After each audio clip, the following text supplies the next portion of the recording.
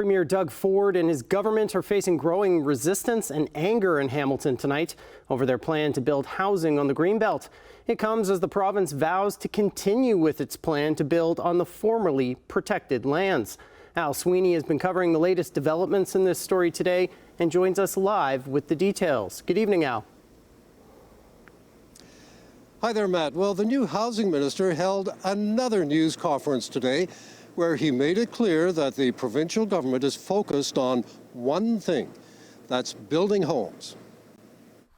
With the future of farmland like this at stake in Hamilton and other cities, the new minister in charge of building on the Greenbelt held his second news conference in 2 days, even though it wasn't clear he had much new to say, except to repeat again and again and again the government's goal of building 1.5 million new homes for immigrants coming to Ontario.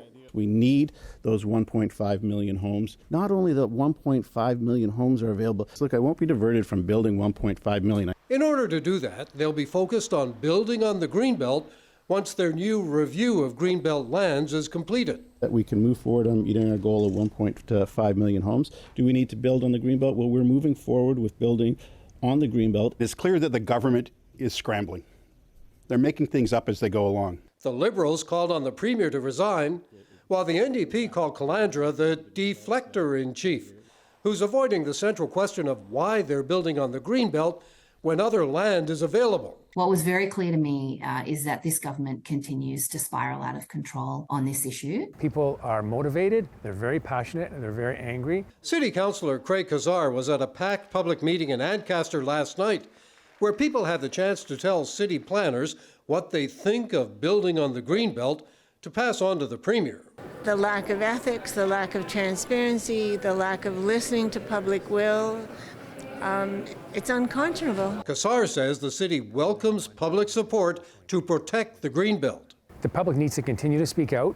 The City of Hamilton and Council will continue to do what we can do, but we need to have solidarity across all different parts of our community. And environmentalist Peter Appleton says they're going to keep fighting for the Greenbelt. The government always, quote unquote, has the power to do things until people resist, right? So we have a critical mass that's beginning to really move. The goal is simple from the start: no expansion lands and no Greenbelt removals. It's that simple. We will not stop for anything less. So the city is planning another public meeting in Ancaster next week for the Greenbelt, and is already looking for a larger location for the meeting for all the people who want to show up and express their views.